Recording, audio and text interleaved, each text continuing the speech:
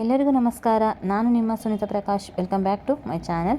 ಸ್ನೇಹಿತರೆ, ನಾನಿವತ್ತು ಒಂದು ಗುಲಾಬ್ ಜಾಮೂನ್ ರೆಸಿಪಿಯೊಂದಿಗೆ ಬಂದಿದ್ದೇನೆ. ಇದು ನಾವು ಮನೆಯಲ್ಲೇ ಇರ್ತಕ್ಕಂಥ ಹಾಲಿನ ಪುಡಿಯನ್ನು ಬಳಸಿ ಮಾಡ್ತಕ್ಕಂತಹ ಗುಲಾಬ್ ಜಾಮೂನು. ಇದು ತಿನ್ನೋದಕ್ಕೆ ತುಂಬ ರುಚಿಯಾಗಿರುತ್ತೆ ಹಾಗೂ ನೋಡೋದಕ್ಕೂ ಕೂಡ ನೀವೇ ನೋಡ್ತಾ ಇರ್ಬೋದು ಎಷ್ಟು ಕಲರ್ಫುಲ್ ಆಗಿದೆ ಅಂತ. ನಾವು ಹೊರಗಡೆಯಿಂದ ತರ್ತಕ್ಕಂತಹ ಇನ್ಸ್ಟೆಂಟ್ ಪುಡಿಯಿಂದ ಗುಲಾಬ್ ಜಾಮೂನ್ ಮಾಡ್ಕೊಳ್ಳೋದಕ್ಕಿಂತ ಮನೆಯಲ್ಲೇ ಈ ಥರ ಸುಲಭವಾಗಿ ಗುಲಾಬ್ ಜಾಮೂನನ್ನು ಮಾಡ್ಕೊಳ್ಬೋದು. ಹಾಗೆ ಸ್ನೇಹಿತರೆ, ಯಾರೆಲ್ಲ ನನ್ನ ಚಾನಲ್ ನೋಡ್ತಿದ್ರೆ ದಯವಿಟ್ಟು ಸಬ್ಸ್ಕ್ರೈಬ್ ಮಾಡ್ಕೊಳ್ಳಿ, ಬೆಲ್ ಬಟನ್ನ ಕ್ಲಿಕ್ ಮಾಡಿ. ನನ್ನ ವಿಡಿಯೋ ಇಷ್ಟ ಆದರೆ ಒಂದು ಲೈಕ್ ಕೊಡಿ. ಬನ್ನಿ, ಹೇಗೆ ಮಾಡ್ಕೊಳ್ಳೋದು, ಏನೇನು ಪದಾರ್ಥಗಳು ಬೇಕು ನೋಡ್ಕೊಳ್ಳೋಣ. ನಾನಿಲ್ಲಿ ಒಂದು ಬೌಲ್ನ ತಗೊಂಡು ಈ ಕಪ್ನಲ್ಲಿ 1 ಕಪ್ ಅಳತೆಯ ಗೋಧಿ ಹಿಟ್ಟನ್ನು ಹಾಕ್ಕೊಂಡಿದ್ದೀನಿ ನಾನಿಲ್ಲಿ. ಹಾಗೆ ಅದೇ ಕಪ್ನಲ್ಲಿ ಅರ್ಧ ಕಪ್ ಅಳತೆಯ ಹಾಲಿನ ಪೌಡರನ್ನು ತಗೊಳ್ಬೇಕಾಗುತ್ತೆ. ಇದು ನಾವು ಮನೆಯಲ್ಲೇ ಮಾಡ್ಕೊಳ್ತಕ್ಕಂಥದ್ದು ಜಾಮೂನ್ ಪೌಡರು. ಮಾಡಿ ಇದನ್ನು ಸ್ಟೋರ್ ಕೂಡ ಮಾಡಿ ಇಟ್ಕೋಬೋದು.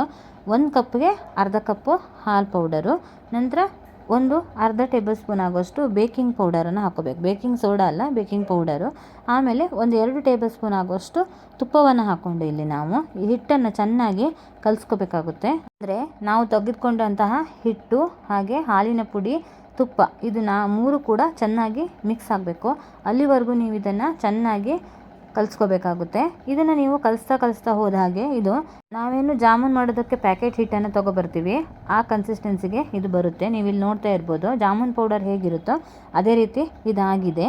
ಈಗ ನಾವಿಲ್ಲಿ ಇದಕ್ಕೆ ನಾನು ಅದೇ ಕಪ್ನಲ್ಲಿ 1 ಕಪ್ ಆಗುವಷ್ಟು ತಣ್ಣಗಿರೋ ಹಾಲನ್ನು ತೊಗೊಂಡಿದ್ದೀನಿ. ಅಂದರೆ ಕಾಯಿಸಿ ಆರಿಸಿರೋ ಹಾಲು. ಬಿಸಿ ಹಾಲನ್ನು ಹಾಕ್ಕೊಳ್ಳೋಕೆ ಹೋಗಬೇಡಿ, ತಣ್ಣಗಿರೋ ಹಾಲನ್ನೇ ಹಾಕ್ಕೋಬೇಕು. ಈ ತಣ್ಣಗಿರೋ ಹಾಲನ್ನು ಹಾಕಿ ಚೆನ್ನಾಗಿ ಇದನ್ನು ನಾವು ಚಪಾತಿ ಹಿಟ್ಟು ಯಾವ ಥರ ಕಲಿಸ್ಕೋತೀವಿ ಆ ಥರ ಕಲಿಸ್ಕೋಬೇಕಾಗುತ್ತೆ. ಇದನ್ನು ಕಲಿಸ್ಕೊಂಡು ಒಂದು 10 ನಿಮಿಷಗಳ ಕಾಲ ನಾವಿದನ್ನು ಬಿಟ್ಬಿಡಬೇಕು. ಆಮೇಲೆ ನಾವಿಲ್ಲಿ ಇದಕ್ಕೆ ಬೇಕಾದಂತಹ ಪಾಕವನ್ನು ಮಾಡ್ಕೊಳ್ಬೇಕಾಗುತ್ತೆ. ನೋಡಿ, ನಾನಿಲ್ಲಿ ಕಲಿಸೋದಕ್ಕೆ 1 ಕಪ್ ಆಗೋಷ್ಟು ಹಾಲು ತೊಗೊಂಡಿದ್ದೆ. ಅದರಲ್ಲಿ ಈ 1/4 ಕಪ್ ಆಗೋಷ್ಟು ಹಾಲು ಮಿಕ್ಕಿದೆ. ಈಗ ನಾವಿಲ್ಲಿ ಇದಕ್ಕೆ ಜಾಮೂನಿಗೆ ಬೇಕಾಗಿ ಪಾಕವನ್ನು ರೆಡಿ ಮಾಡ್ಕೊಳ್ಳೋಣ. ನಾನು ಯಾವ ಕಪ್ಪಲ್ಲಿ ಹಿಟ್ಟನ್ನು ತೊಗೊಂಡಿದ್ದೆ ಅದೇ ಕಪ್ಪಲ್ಲಿ 1.25 ಕಪ್ ಆಗುವಷ್ಟು ಸಕ್ಕರೆಯನ್ನು ತೊಗೊಂಡಿದ್ದೀನಿ. ಇದಕ್ಕೆ ನಾನಿಲ್ಲಿ 3 ಕಪ್ ಆಗುವಷ್ಟು ಅಳತೆಯ ನೀರನ್ನು ಹಾಕ್ಕೊಂಡಿದ್ದೀನಿ. ನೀವು ನೀರಿಲ್ಲಿ ಎಷ್ಟಾದರೂ ತೊಗೋಬೋದು, ಆದರೆ ಪಾಕ ನೋಡ್ಕೋಬೇಕಾಗುತ್ತೆ. ನೀವು ನಾನು ತೊಗೊಂಡಿರೋ ಮೆಜರ್ಮೆಂಟಲ್ಲಿ ತೊಗೊಂಡ್ರೆ ಕರೆಕ್ಟಾಗಿ ಆಗುತ್ತೆ. 1.25 ಕಪ್ಗೆ 3 ಕಪ್ಪು ನೀರನ್ನು ನಾನಿಲ್ಲಿ ಹಾಕ್ಕೊಳ್ತಾ ಇದ್ದೀನಿ. ಇದು ಚೆನ್ನಾಗಿ ಕುದಿಬೇಕು. ಇದೇನು ಪಾಕ ಬರೋ ಅಗತ್ಯ ಇಲ್ಲ, ಆದರೆ ಸ್ವಲ್ಪ ಅಂಟಾಗಬೇಕು. ನಂತರ ನಾನಿಲ್ಲಿ ಇದಕ್ಕೆ ಕುಟ್ಟಿಟ್ಕೊಂಡಂಥ ಏಲಕ್ಕಿ ಮತ್ತು 4 ಲವಂಗವನ್ನು ಸೇರಿಸ್ಕೊಂಡಿದ್ದೀನಿ.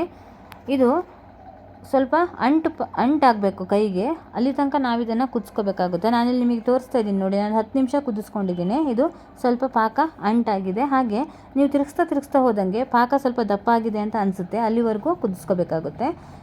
ನಂತರ ನಾವಿಲ್ಲಿ ಕಲಸಿಟ್ಕೊಂಡಂಥ ಹಿಟ್ಟನ್ನು ಚಿಕ್ಕ ಚಿಕ್ಕ ಉಂಡೆಗಳಾಗಿ ಮಾಡಿಕೊಂಡು ನಾವಿದನ್ನು ಎಣ್ಣೆಯಲ್ಲಿ ಕರ್ಕೋಬೇಕಾಗುತ್ತೆ. ಮತ್ತು ಇಲ್ಲಿ ನಾವು ಮಾಡಿಟ್ಕೊಂಡಂಥ ಪಾಕವನ್ನು ನೀವು ಒಂದು ತಟ್ಟೆಯನ್ನು ಮುಚ್ಚಿ ಎತ್ತಿಟ್ಕೊಳ್ಳಿ. ಅದು ಬಿಸಿಯಾಗೇ ಇರಬೇಕಾಗುತ್ತೆ. ಅದರಲ್ಲಿರ್ತಕ್ಕಂತಹ ಬಿಸಿ ಆರಬಾರ್ದು. ನಾವು ಬಿಸಿ ಪಾಕಕ್ಕೇ ಈ ಜಾಮೂನನ್ನು ಕರೆದು ಹಾಕಬೇಕಾಗುತ್ತೆ. ಹಾಗಾಗಿ ನಾನಿಲ್ಲಿ ಮಾಡ್ಕೊಂಡಿರೋಂತಹ ಹಿಟ್ಟಿನಲ್ಲಿ ಎಲ್ಲ ಉಂಡೆಗಳನ್ನಾಗಿ ನಾನಿಲ್ಲಿ ಮಾಡಿ ಇಟ್ಕೋತಾ ಇದ್ದೀನಿ.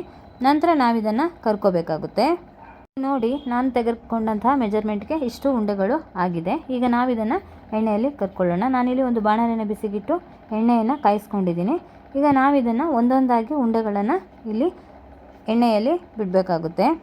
ಇದನ್ನು ಹೈ ಫ್ಲೇಮಲ್ಲಿಟ್ಟು ಎಣ್ಣೆಯನ್ನು ಚೆನ್ನಾಗಿ ಕಾಯಿಸ್ಕೊಂಡು ನಂತರ ನೀವಿಲ್ಲಿ ಮೀಡಿಯಮ್ ಅಥವಾ ಲೋ ಫ್ಲೇಮಲ್ಲಿಟ್ಟು ಇದನ್ನು ಕರ್ಕೋಬೇಕಾಗುತ್ತೆ. ಇಲ್ಲಾಂದರೆ ಒಳಗಡೆ ಹಸಿ ಹಾಗೆ ಇರುತ್ತೆ, ಹೊರಗಡೆ ಮಾತ್ರ ಕಲರ್ ಚೇಂಜ್ ಆಗುತ್ತೆ. ಹಾಗಾಗಿ ಚೆನ್ನಾಗಿ ನೀಟಾಗಿ ಇದನ್ನು ಕೈ ಆಡಿಸ್ಕೊಂಡು ಕಾಯಿಸ್ಕೊಳ್ಳಿ. ಇಲ್ಲ ಒಂದು ಕಡೆ ಕಲರ್ ಬರುತ್ತೆ, ಇನ್ನೊಂದು ಕಡೆ ಕಲರು ಚೇಂಜ್ ಆಗೋದಿಲ್ಲ, ಆ ಥರ ಆಗುತ್ತೆ. ಎಲ್ಲ ಕಡೆನೂ ಅದು ಬೆಂದು ಗೋಲ್ಡನ್ ಕಲರ್ಗೆ ಬರಬೇಕಂದ್ರೆ ಈ ಥರ ಮುಗುಚ್ಕೋತಾನೆ ಇರಬೇಕಾಗುತ್ತೆ.